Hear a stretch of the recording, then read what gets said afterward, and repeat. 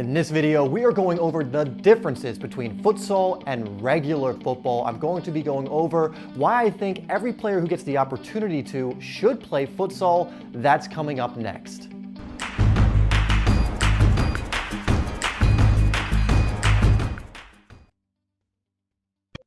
Hey guys, it's Dave here from Simply Soccer, and on this channel we work hard to help you improve your game and stand out on the pitch, and we do that by releasing 4 different football related videos every single week. So if you haven't already, make sure you hit that subscribe button and bell icon so you don't miss out on any of the content we are creating. Like I already said, in this video I want to go over some of the differences between futsal and regular football, and also go over why I really highly recommend every football player gets into futsal in the off season. So we can very quickly go over some of the obvious differences between futsal and football. Futsal is 5-a-side, football is 11-a-side. The ball in futsal is smaller and a bit different. It's usually around a size 3 or 4. The size in football, most ages, is a size 5. The goals are smaller, etc., etc. But I want to focus more on why I believe you should play futsal, why you should sign up for it, because I really think it's something that can help so many players develop, not just at a young age, but especially at a young age, but also as you get older. So why is futsal so great? Indoor soccer can be put in here as well, but I think futsal is really the king at this. Why is it so great? And there are many reasons. First reason is it's so fast. Now, why is that important? Because when you're in football matches, you're going to find yourself in tight, limited space all of the time.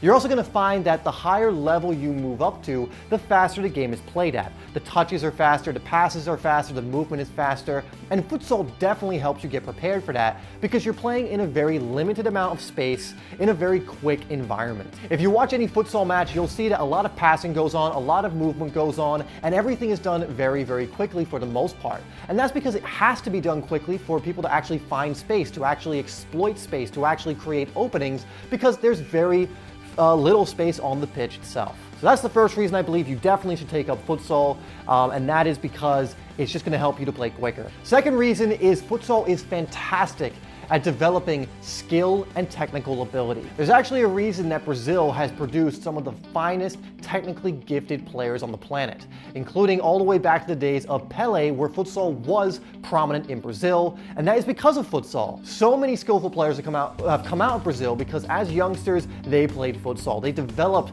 their skill either on a futsal court or on the street, where it was very similar to futsal as well. But you look at many of the Brazilian players of today, the Neymars, you look at the Coutinhos, you look at some of the past players like Ronaldinho, Robinho. All of these players played futsal quite actively in their youth, and it helped them develop the quick feet, the touches, the technique that you see in their game now. If you really want to develop a lot of skill, a lot of technical ability, the ability to manipulate the ball and work in tight spaces, futsal is an incredible way to do that, and that definitely will translate from the futsal court to the football pitch. I personally love indoor football as well, which is very similar to futsal. It's usually played on a turf pitch, however, but it's small-sided, it's quick, it's limited space, and I loved playing it because I noticed that when I played it consistently, I had quicker feet. I was able to beat opponents more efficiently and quickly. I played quicker. I would take one touch and shoot without much delay. You know, I'd get my shot off quicker. I'd have to find space quicker.